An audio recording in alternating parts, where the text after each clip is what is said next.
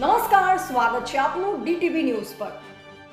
આજે મેં લઈ આવ્યા છે દાહોદ રેલવે સ્ટેશન પર થયેલા એક ઐતિહાસિક પ્રસંગના સમાચાર।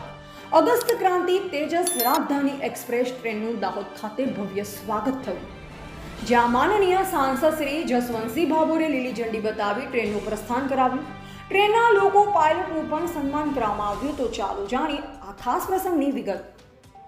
દાહોદ ગુજરાતના રેલવે નકશા પર એક મહત્વનું સ્થાન ધરાવે છે અને આજે આ શહેરે એક નવો ઇતિહાસ રચ્યો છે।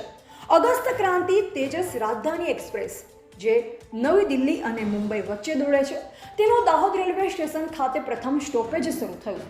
આ ટ્રેનના સ્ટોપેજ માટે દાહોદના નાગરિકો અને સાંસદ શ્રી જસવંતસિંહ ભાભોરે વર્ષોથી રેલવે મંત્રાલયને માંગણી કરી હતી। આ લાંબી માંગણીને આખરે સફળતા મળી, જ્યારે રેલવે મંત્રાલયે દાહોદ ખાતે આ ટ્રેનના સ્ટોપેજને મંજૂરી આપી ગત મોડી રાત્રે દાહોદ રેલવે સ્ટેશન પર આ ટ્રેનનું ભવ્ય સ્વાગત કરવામાં આવ્યું।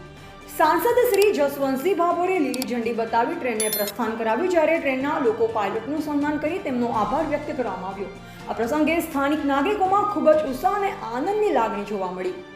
અગસ્ત ક્રાંતિ તેજસ રાજધાની એક્સપ્રેસ આધુનિક સુવિધાઓથી સજ્જ એક હાઈ સ્પીડ ટ્રેન છે, જે મુસાફરોને આરામદાયક અને ઝડપી પ્રવાસનો અનુભવ આપે છે। દાહોદમાં આ ટ્રેનનું સ્ટોપેજ શરૂ થવાથી સ્થાનિક વેપારીઓ, પર્યટન અને મુસાફરીની સુવિધામાં વધારો થશે। નાગરિકોનું માનવું છે કે આ સ્ટોપેજથી દાહોદનું નામ દેશના રેલવે નકશા પર વધુ ચમકશે। આ ઉદ્ઘાટન સમારોહમાં રેલવેના અધિકારીઓ, સ્થાનિક આગેવાનો અને મોટી સંખ્યામાં નાગરિકો ઉપસ્થિત રહ્યા હતા।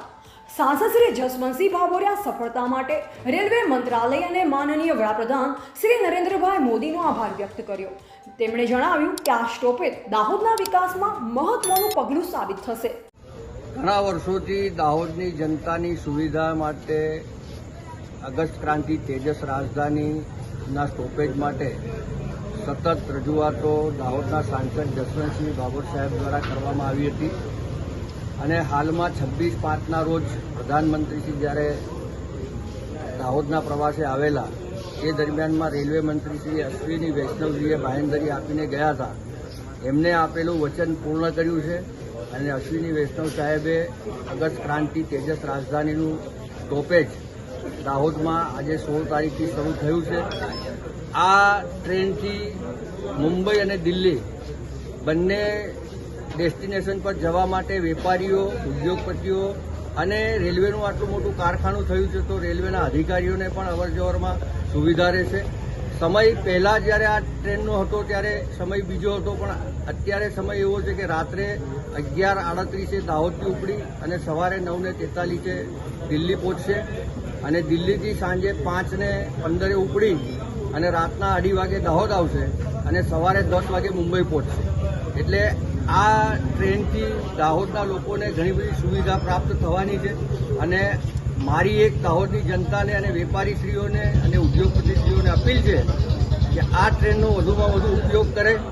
આજે પ્રાયોગિક ધોરણે ચાલુ થઈ છે, એ કાયમી ચાલુ રહે સ્ટોપેજ, એના માટે દાહોદની જનતાને પણ મારી અપીલ છે, નમ્ર વિનંતી છે કે આ ટ્રેનનો ઉપયોગ વધુમાં વધુ કરે અને આ ટ્રેનમાં રેવન્યુ જનરેટ થશે તો આવનારી ભવિષ્યની બીજી ટ્રેનો પણ અહીંયા આગળ ઊભી રાખવા માટેનો આપણા સાંસદ શ્રી જસવંતસિંહ ભાભોર સાહેબ દ્વારા પ્રયાસ થશે।